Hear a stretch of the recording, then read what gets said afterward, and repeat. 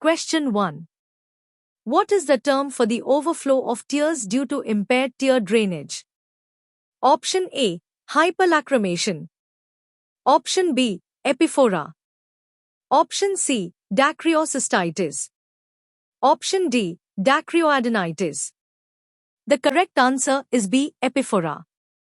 Explanation. Epiphora refers specifically to the overflow of tears onto the face, which occurs when the normal drainage system is impaired. This can be caused by various factors that obstruct the flow of tears through the lacrimal passages, leading to a visible accumulation and spilling of tears. Question 2. Which of the following is a primary cause of hyperlacrimation? Option A. Stye. Option B. Corneal ulcers. Option C. Lacrimal gland tumors or cysts. Option D. Glaucoma. The correct answer is C. Lacrimal gland tumors or cysts. Explanation. Hyperlacrimation, or excessive tear production, can be caused by lacrimal gland tumors or cysts that directly stimulate the gland. This leads to an overproduction of tears, which is different from reflex hyperlacrimation triggered by irritation. Question 3. If syringing results in reflux from the same punctum, what type of obstruction is inferred? Option A. NLD block. Option B. sac block. Option C. Canalicular block. Option D. Common canaliculus block. The correct answer is C. Canalicular block. Explanation. During lacrimal syringing, if fluid refluxes from the same punctum into which it was instilled, it indicates a block within that canaliculus. This suggests the obstruction is located before the common canaliculus and lacrimal sac, preventing fluid from passing down the drainage system. Preparing for optometry license exam?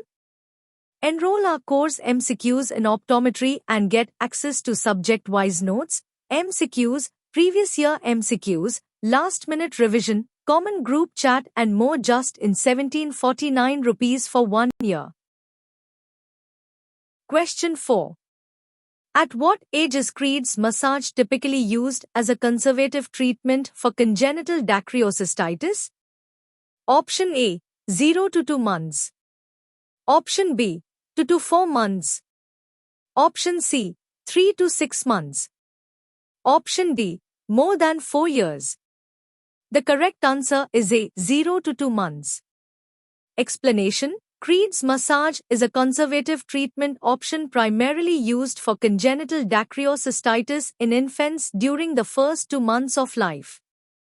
This technique involves applying gentle pressure over the lacrimal sac to create hydrostatic pressure, which can help open the obstructed nasolacrimal duct. Question 5. Which age group and sex are most predisposed to chronic dacryocystitis? Option A. Males, 20 to 30 years. Option B. Females, 40 to 60 years. Option C. Males, more than 60 years. Option D. Females, less than 20 years. The correct answer is B. Females, 40 to 60 years. Explanation. Chronic dacryocystitis is more commonly observed in females, particularly within the 40 to 60 year age bracket. This higher prevalence is attributed to the narrow anatomical structure of their nasolacrimal ducts, increasing their susceptibility to obstruction and chronic inflammation. Question 6. In which stage of acute dacryocystitis does a fluctuant, pointing swelling appear below inferolateral to the medial canthus? Option A. Cellulitis stage. Option B. Lacrimal abscess. Option C. Fistula formation. Option D. Resolution stage. The correct answer is B. Lacrimal abscess. Explanation. During the lacrimal abscess stage of acute dacryocystitis, a characteristic fluctuant, pointing swelling develops. This swelling is typically located below and inferolateral to the medial canthus, indicating the formation of a collection of pus. Question 7. How long are silicone tubes typically left in place after an endonasal DCR? Option A, 1 to 2 weeks. Option B, 3 to 4 weeks. Option C, 8 to 12 weeks. Option D, 6 months. The correct answer is C, 8 to 12 weeks. Explanation: following an endonasal DCR, silicone tubes are placed in the new drainage pathway for 8 to 12 weeks. These stents maintain the patency of the opening and facilitate healing to prevent early closure of the new passage. Preparing for optometry Gov Job?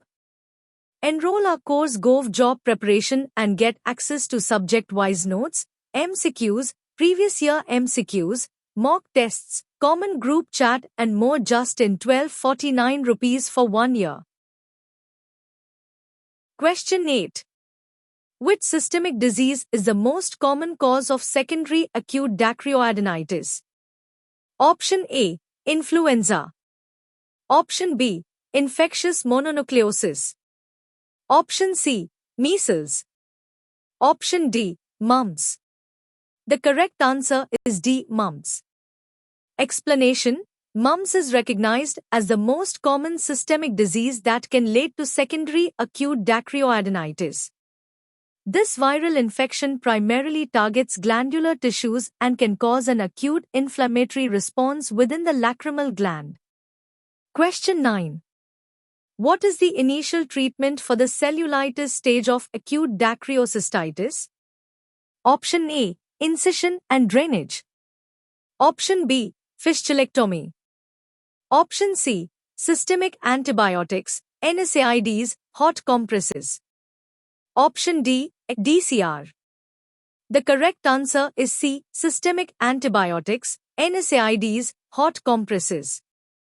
Explanation: the initial treatment for the cellulitis stage of acute dacryocystitis focuses on controlling the acute infection and inflammation. This typically involves administering systemic antibiotics, NSAIDs for pain, and applying hot compresses to the affected area. Question 10. What is the definition of dacryoadenitis? Option A, inflammation of the lacrimal sac. Option B, inflammation of the accessory lacrimal glands. Option C, inflammation of the lacrimal gland. Option D, inflammation of the nasolacrimal duct. The correct answer is C, inflammation of the lacrimal gland. Explanation: dacryoadenitis is defined as the inflammation of the lacrimal gland, which can be either acute or chronic. This condition affects the main tear-producing gland, leading to swelling, pain, and sometimes discharge.